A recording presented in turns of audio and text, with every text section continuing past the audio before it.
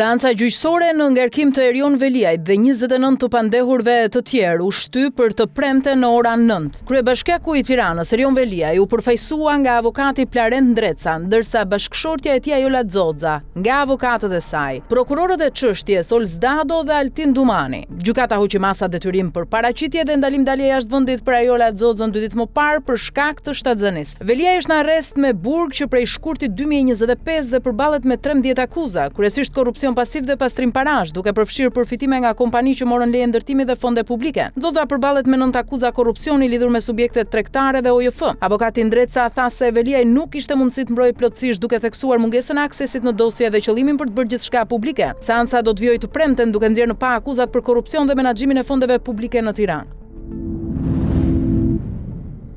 Ish kryebashkiaku i Himarës Jorgo Goro është rikthyer në burg 7 muaj pas lirimit për të vuajtur pjesën e mbetur të dënimit. Ai është paraqitur mbrëmjen e dieshme në komisariatin e Vlorës ku ekzekutua masa e sigurisë arrest me burg sipas vendimit të formës së prerë të apelit të posaçëm. Apeli la në fuqi dënimin fillestar prej 2 vitesh burg i reduktuar në 1 vit e 4 muaj për shkak të gjykimit të shkurtuar. Pas llogaritjes së kohës së kaluar në paraburgim, SPA ka vendosur se Goro si mbeten edhe 6 muaj e 10 ditë për të shlyer. Ky rast lidhet me tjetërsimin e një prone në zonën e Livadhës për të cilën Goro ishte dënuar fillimisht nga gjykata e posaçme më 30 korrik 2025. Më para i vuajti 17 muaj burg për tjetërsimin e rreth 10.000 metrave katror tokë në Gjilek, gjithashtu në Himar, duke përfituar reduktim të dënimit për gjykim të shkurtuar dhe u lirua pas përfundimit të periudhës së vuajtjes. Rikthimi i tij në qeli nënvizon vijimsinë e proceseve për ish zyrtar të përfshirë në veprime të dyshimta me pronat publike.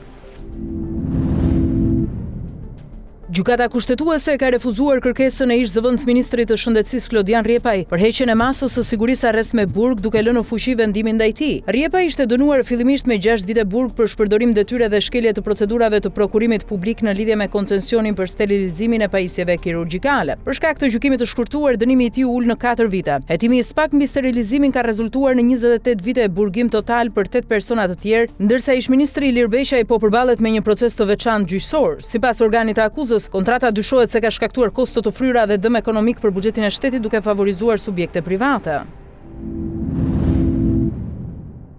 Gjykata e posaçme kundër korrupsionit dhe krimit të organizuar ndryshon masat e sigurisë për të pandehurit në kuadër të dosjes së njohur bankers, dy kinezët, Hong Ping Xiao, Lian Wang dhe shqiptari Ardit Kero.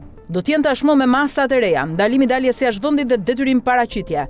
Të dyja këto zëvendësuan arrestin shtëpiak të tyre. Gjykata e posaçme ndryshoi masat e sigurisë, duke i nxjerrë nga arresti shtëpiak dhe duke vendosur masa më të lehta me argumentin e prokurorëve të posaçme Enkeleta Milonaj dhe Anita Jella se ka përfunduar afati 9 mujor i paraburgimit. Mbrojtja kishte kërkuar më herët heqjen e plot masave, por kërkesa nuk u pranua. 4 të pandehurit përballen me akuza të rënda, përfshir krijim skemash mashtruese me TVSH, fshehje të ardhurave pastrim parash dhe shpërdorim detyre nga organet tatimore. Disa të tjerë po hetohen në gjendje të lirë pa masa sigurie.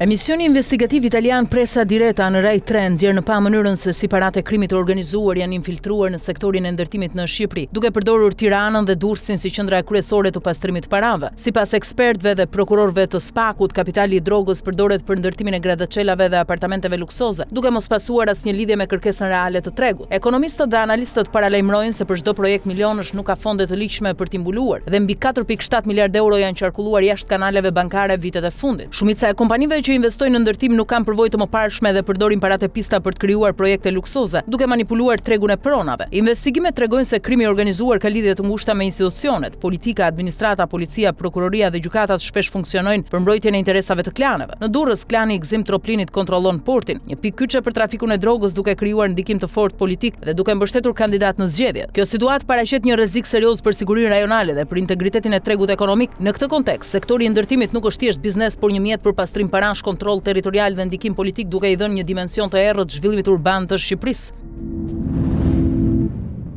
Banorët e rrjollit të Velipojës akuzojnë se Bashkim Ulaj ka përvecuar tokat e tyre për të ndërtuar resortin luksoz, ndërkohë që pretendimet për ndihmë nga SPAK janë refuzuar. Prokuroria e posaçme ka deklaruar se çështja është deleguar te Prokuroria e Shkodrës, duke e konsideruar organ kompetent për hetimin e veprave penale përkatëse. Rasti lidhet me padim për falsifikim dokumentesh pronësie të dorëzuar nga avokatët Ndue Pietra dhe Klodian Reçi dhe përfshin pretendime mbi tokat shtetërore dhe private që shtrihen në rreth 150 hektar. Banorët akuzojnë gjithashtu zyrtarët shtetëror për ndërhyrje policore, devijim të hetimeve dhe mungesë transparence. Në fokus qëndrojnë Bashkim Ulaj dhe Fatmir Zenel Shpellzaj, për të cilët kërkohet hetim penal mbi dokumente pronësie të dyshuara si të falsifikuara. Banorët pretendojnë se një skem bashkëpunimi mes institucioneve të drejtësisë dhe policisë së shtetit ka mbrojtur zyrtarët e përfshirë, duke penguar ndjekjen penale dhe legjitime të grabitjes së tokave. Rasti mbetet në hetim të prokurorisë së Shkodrës, ndërkohë që banorët kërkojnë drejtësi dhe rikthimin e pronave të tyre. Prokuroria e Tiranës ka dërguar në gjyq dy zyrtar të lartë të Agjencisë së Mbikëqyrjes Policore, përkatësisht Artiol Saliasi dhe Gëzim Sala, të akuzuar për shpërdorim detyre. Sipas hetimeve, ata kanë mundësuar punësimin e paligjshëm të Muçi Shalianit, pa ndjekur asnjë procedurë ligjore si shpallje vendi vakant, testime apo verifikime. Emrimi është justifikuar me nevoja emergjente por pa asnjë kërkesë reale nga institucionet. Prokuroria thekson se Shaliani u punësua në mënyrë të përshpejtuar dhe përfitoi pagë për afro 2 muaj pa u paraqitur asnjëherë në punë dhe pa kryer asnjë funksion. Rasti mori vëmendje pas vrasjes së tij në atentatin Rinasit në nëntor 2025, ku ai nuk ishte objektivi kryesor, por Gilmandani. Ngjarja mbetet ende pa autor, ndërsa hetimet janë shtrirë dhe jashtë vendit. Çështja tashmë pritet të shqyrtohet në gjykatë, ndërsa dosja për atentatin është në duart e SPAK-ut.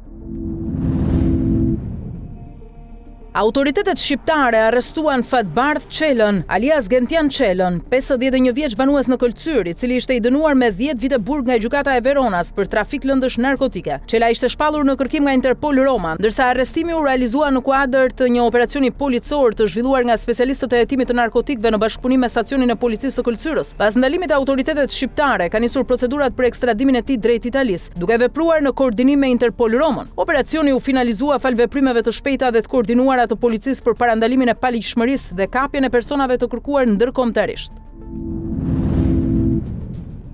Shtetasi shqiptar Ylli Didani është dënuar me 25 vite burg federal në SBA pas shpalljes fajtore për drejtimin e një rrjeti ndërkombëtar të trafikut të kokainës dhe pastrimit parave me vlerë rreth $100 milion.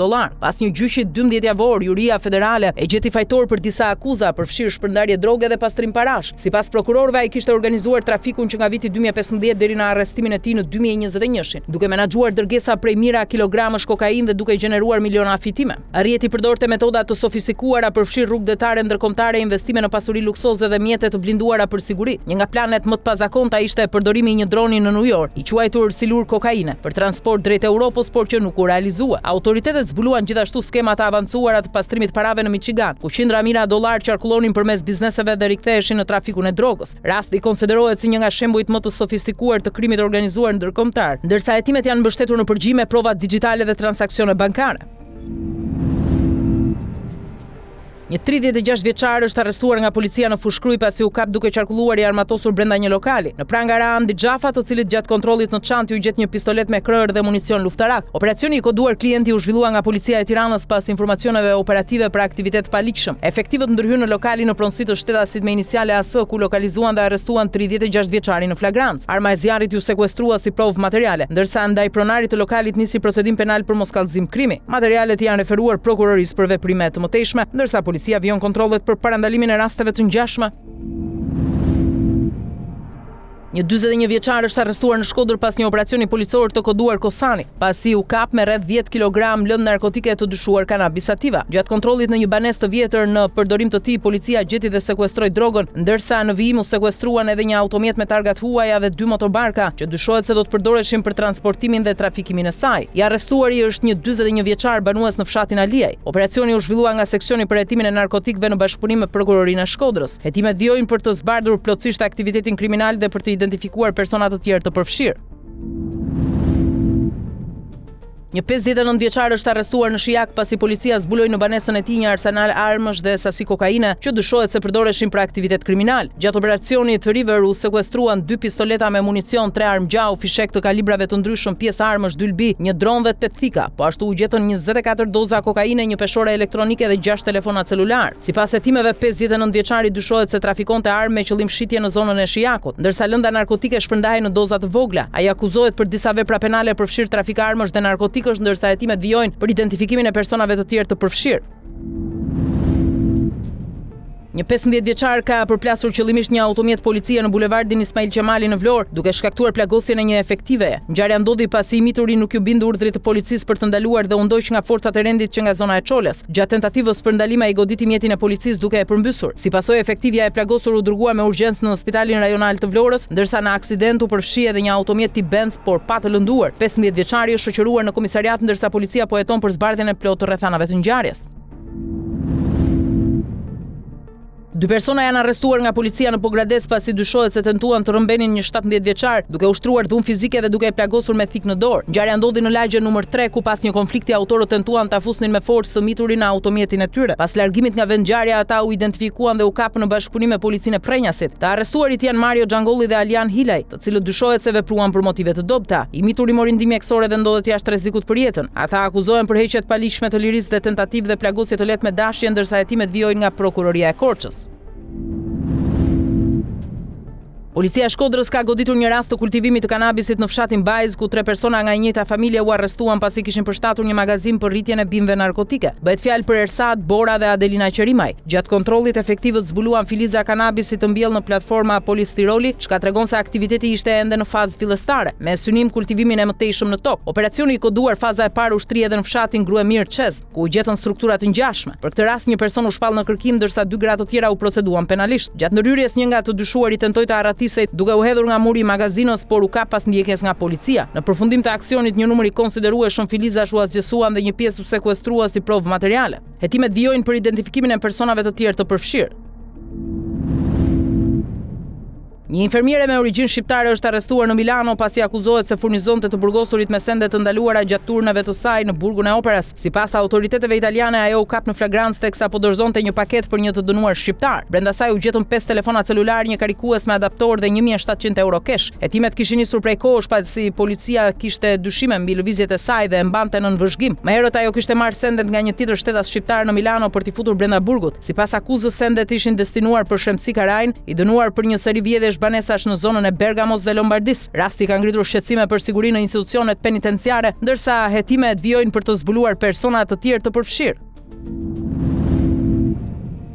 Pano Ruçi, shqiptari që humbi djalin 21 vjeçar në aksidentin tragjik e kurudhor të Tempit në Greqi dhe u bë njohur për grevën 3 javore për drejtësi, pësoi një episod të fiktit gjatë procesit gjyqësor në Greqi. Ngjarja ndodhi teksa gjyqi për tragjedinë ishte në zhvillim. Ruçi u transportua me urgjencë në spital dhe sipas autoriteteve ndodhet nën monitorim në gjendje të qëndrueshme dhe pa dëmtime serioze. Megjithatë, mbrojtja e tij ligjore përfshin një avokate e cila akuzon policinë për përdorim force ndaj Ruçit dhe familjarëve. Ajo deklaroi se Ruçi u pengua të afrohej me të afërmit dhe u dhunua nga 6 oficerë gjatë seancës gjyqësore. Këto pretendime për dhunë kanë tensionuar më tej situatën në sallën e gjyqit.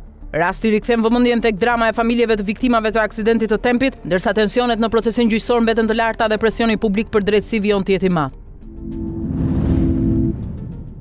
Prokuroria Publike Europiane ka kërkuar nga Parlamenti grek të heqë imunitetin e 11 deputetëve për të mundësuar hetimin e rolit të tyre në një skandal mashtrimi me subvencionet bujqësore, që ka shkaktuar dorëheqje politike dhe gjob prej 392 milion eurosh ndaj Greqisë nga Bashkimi Evropian. Skandali ka përfshirë falsifikimin e pronësisë të tokave dhe baktive me qëllim përfitimin e miliona euro vendima bujqësore nga Bashkimi Evropian. Vitin e kaluar prokurorët europian ngritën akuza ndaj 10 blegtorëve grek, ndërsa një ministër dhe 4 zyrtar të lartë dhan dorëheqjen për dyshimet e përfshirjes në mashtrim. Hetimi i prokurorit publik europian lidhet me dyshimet për shkelje besimi, mashtrim kompjuterik dhe deklarata të rreme, që mund të kenë sjellë përfitime të paligjshme. Për shkak të imunitetit parlamentar, hetimi ndaj ligjvënësve nuk mund të vazhdojë pa miratimin e parlamentit, duke bërë të nevojshme heqjen e tij për të zbardhur përgjegjësinë penale.